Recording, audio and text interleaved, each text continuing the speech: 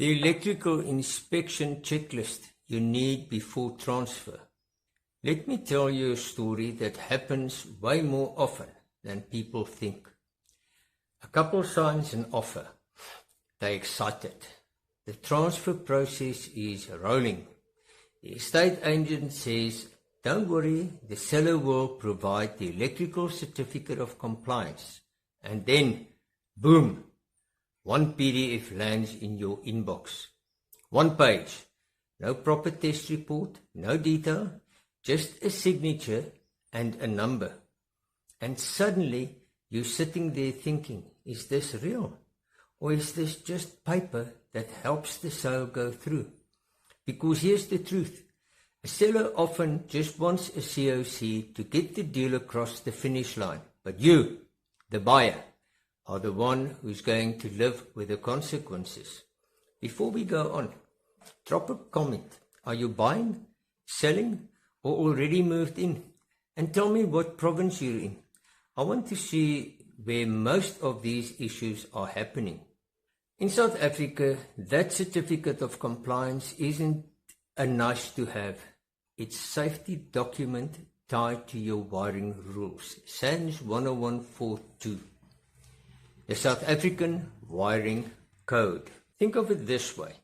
The certificate of compliance is basically the birth certificate of the electrical installation at your property. It says the installation was inspected and tested and meets the safety requirements at the time it was issued. And that matters because electricity doesn't give warnings like plumbing does.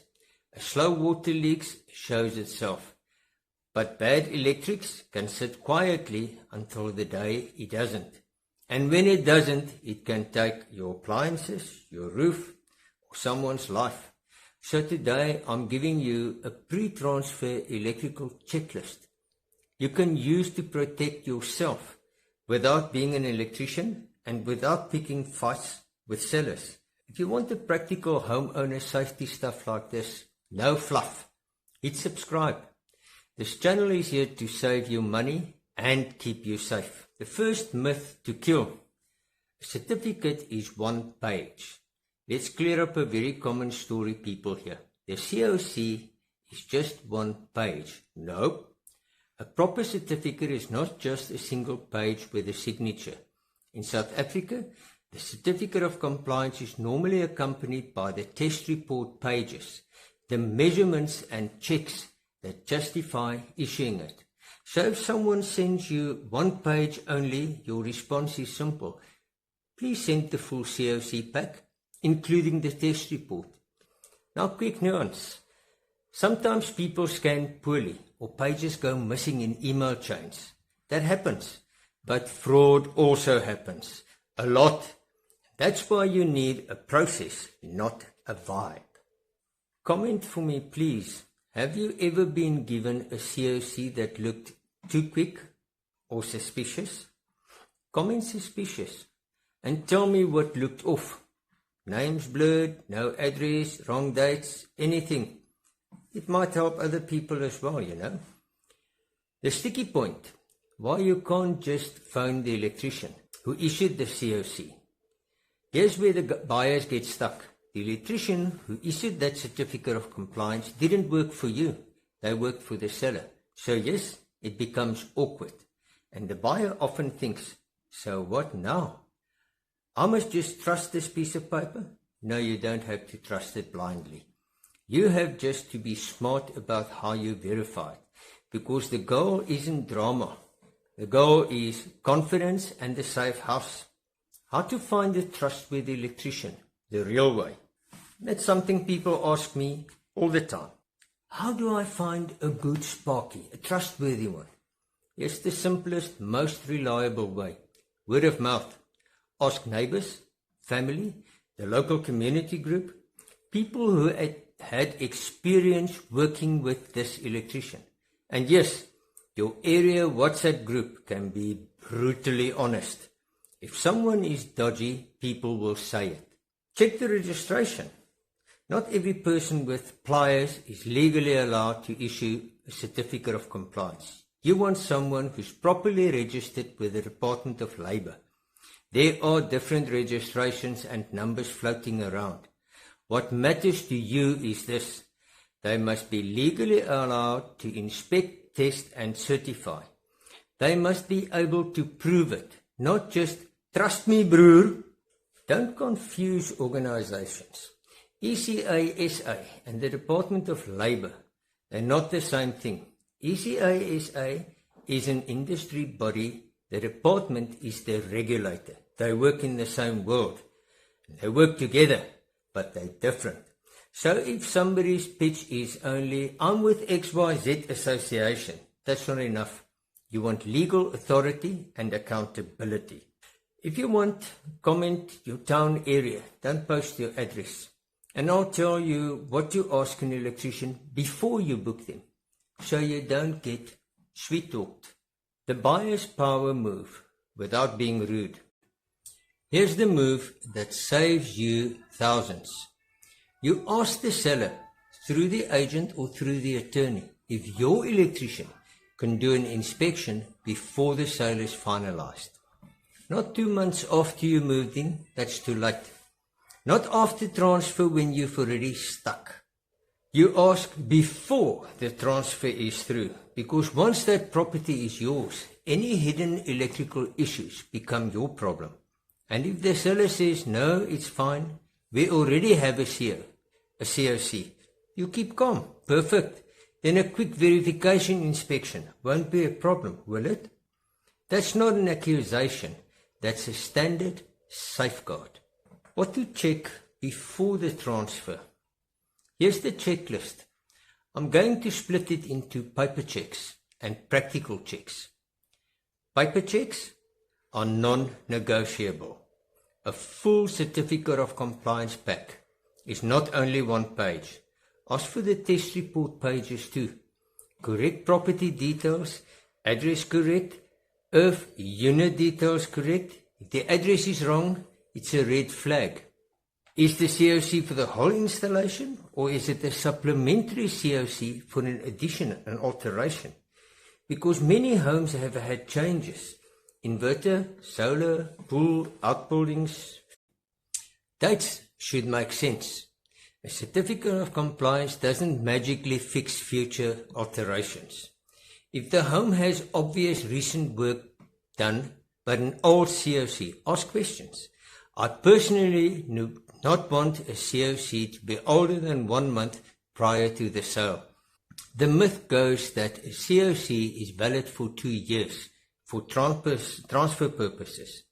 But how do you prove that no electrician work was done in those 2 years?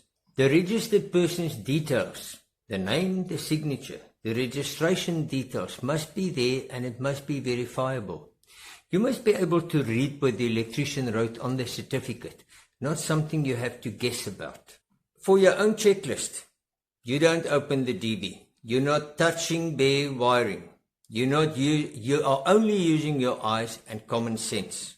If the distribution board looks closed and cared for, the cover fits properly, there's no missing blanks, there's no holes where fingers can reach live parts, no burn marks or melted plastic smells, labeling is neat and tidy, the next person must be able to isolate circuits safely. If something is not labeled and chaotic, and that's a proof of failure, and it's a big warning sign. If the old labels were not removed, how do you know which labels are the latest? Writing with a permanent marker is not the correct way. South African homes should have an earth leakage protection. If there's no earth leakage device at all, that's a serious question. Test the earth leakage by pushing the test button. If it trips, it should reset without switching any other circuit breakers off. Look for extension leads used as permanent wiring, multi-plugs, feeding heavy loads, exposed junctions or joints, wire twisted and taped temporarily, connections that became permanent. There's also warnings for wet areas, bathrooms, kitchens near the zinc, outside socket outlets, plugs. These areas must be handled correctly. If you see outdoor plugs with cracked covers or bathroom light fittings without a cover, flag it. The solar story is a big one. If the house has solar inverter and the installation looks like it was added quickly, you want it checked against the relevant standards, the SANS wiring code, and for PV systems, the PV specific standards, because the most expensive electrical mistakes I see in South Africa right now are tied to rushed power solutions. This is very important.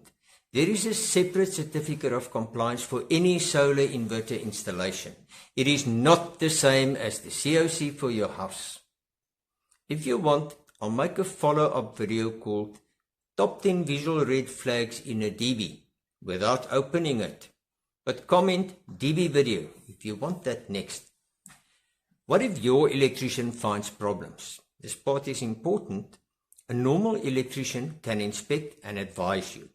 But there's a legal reality people don't talk about. In some disputes, fault finding on another electrician's certified work becomes a legal minefield. That's where an authorized inspection authority, an AIA, can come in. An inspection body created by the Department of Labour, accredited to do formal compliance inspections and report properly on questionable COCs. So the ladder goes like this. First choice, your trusted electrician to inspect early. That's cheaper and faster. If it becomes a fight or it needs formal escalation, call in an AIA, an authorized inspection authority. And listen, don't wait months. If you move in and only later discover problems, it becomes your bill, your risk, your stress, and your safety. Let me say the quiet part out loud. If verifying the electrical installation feels like too much admin or extra cost, then you might end up paying for it later with money, with safety, or when you try to sell one day and the next buyers ask the questions you were supposed to ask.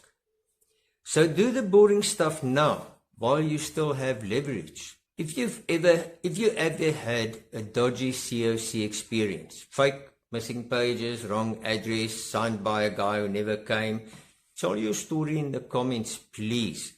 Those stories help other people avoid disaster. And if this helps you feel more confident as a buyer, subscribe.